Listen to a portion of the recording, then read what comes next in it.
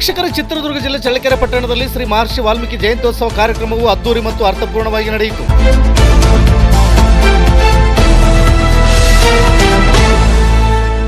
ಚಳ್ಳಕೆರೆ ವಿಧಾನಸಭಾ ಕ್ಷೇತ್ರದ ಶಾಸಕರಾದ ಟಿ ರಘುಮೂರ್ತಿರವರು ಹಾಗೂ ರಾಷ್ಟ್ರೀಯ ಹಬ್ಬಗಳ ಅಧ್ಯಕ್ಷರು ಮತ್ತು ತಾಲೂಕು ದಂಡಾಧಿಕಾರಿಗಳಾದ ರೆಹನ್ ಫಾಷರ್ ಅವರು ಸೇರಿ ಶ್ರೀ ವಾಲ್ಮೀಕಿ ಮಹರ್ಷಿ ಭಾವಚಿತ್ರಕ್ಕೆ ಹೂವಿನ ಹಾರ ಹಾಕುವುದರ ಮೂಲಕ ಜಯಂತ್ಯೋತ್ಸವದ ಮೆರವಣಿಗೆಗೆ ಚಾಲನೆ ನೀಡಿದರು.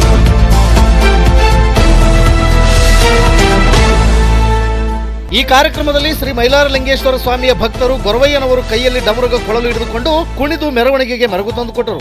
ಕಾರ್ಯಕ್ರಮದಲ್ಲಿ ವಿವಿಧ ತಂಡಗಳು ಭಾಗವಹಿಸಿ ವಾಲ್ಮೀಕಿ ಸಮುದಾಯದ ಸಾಂಸ್ಕೃತಿಕ ಕಲೆ ಪ್ರದರ್ಶಿಸಿ ಜಯಂತಿ ಸಂಭ್ರಮಕ್ಕೆ ಸಾಕ್ಷಿಯಾದರು.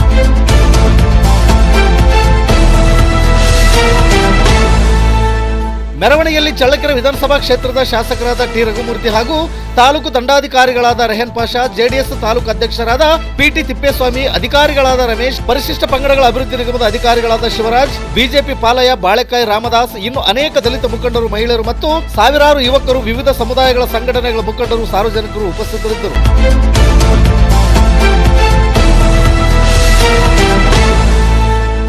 ನಿತ್ಯ ನಿರಂತರ ಸುದ್ದಿಗಾಗಿ ಗರುಡ ನ್ಯೂಸ್ ವೀಕ್ಷಿಸಿ. ಸುದ್ದಿ ನಿಮ್ಮದು, ಸದ್ದು ನಮ್ಮದು. ಚಳ್ಳಕೆರೆ ತಾಲೂಕು ವರದಿಗಾರರು ಎಂ ತಿಪ್ಪೇಸ್ವಾಮಿ.